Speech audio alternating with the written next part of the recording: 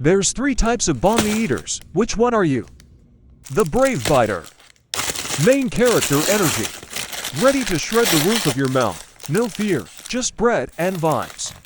Also coughing up half the baguette. The smasher. Think squishing it fixes physics.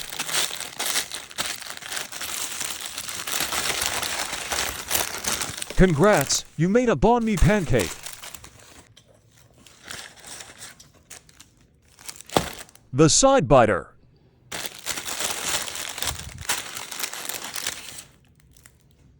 Straight to jail. Who taught you this? Do better and bite it properly. So which eater are you?